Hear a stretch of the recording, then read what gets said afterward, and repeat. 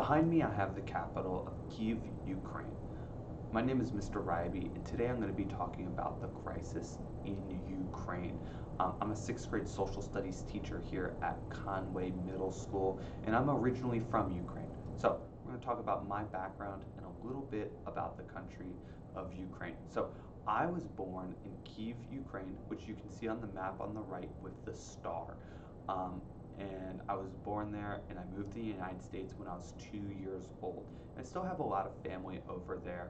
I have a grandma, aunts, and uncles.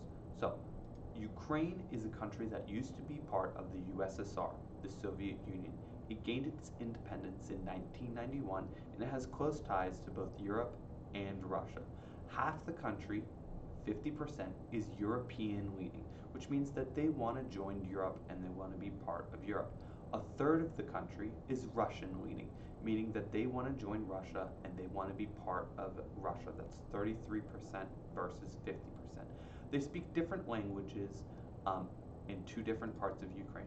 Half of Ukraine speaks Ukrainian. It's this blue half right here. And then another part of Ukraine, the part that's close to Russia, speaks Russian. But a lot of people in Ukraine speak both languages because they share a common history. So, why does Russia care about Ukraine? Why is all of this going on? Well, there's a lot of different reasons. There are some surface reasons and some deeper reasons. We're going to talk about the surface reasons first. So, Ukraine and Russia both are culturally connected. So they share a very similar history. They're neighbors. They share a similar language, and they share a lot of the same type of stuff.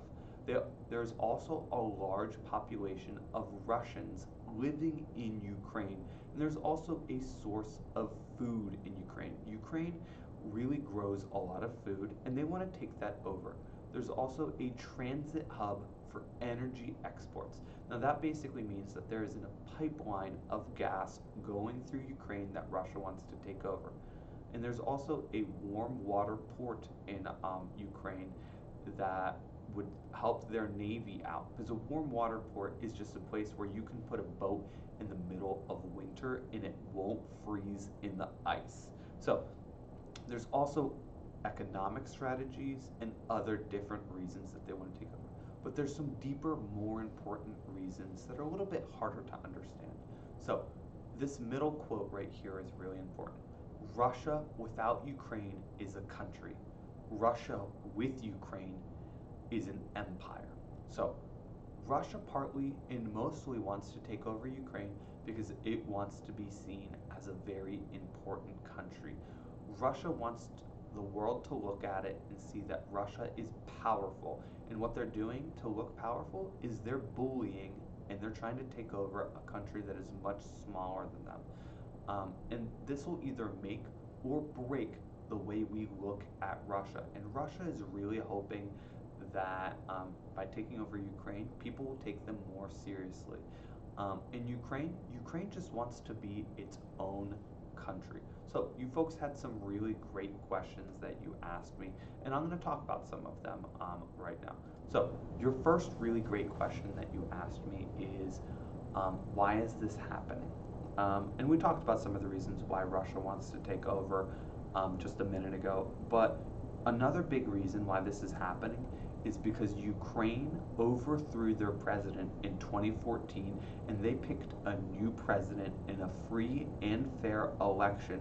And that president, rather than listening to Russia and doing what the Russian government wants them to do, is instead doing what the Ukrainian people want him to do, and he's trying to join Europe. And Russia doesn't really like that because Russia wants countries that are its friends surrounding them. So Russia, it's bullying this country pretty much, trying to make them do what Russia wants.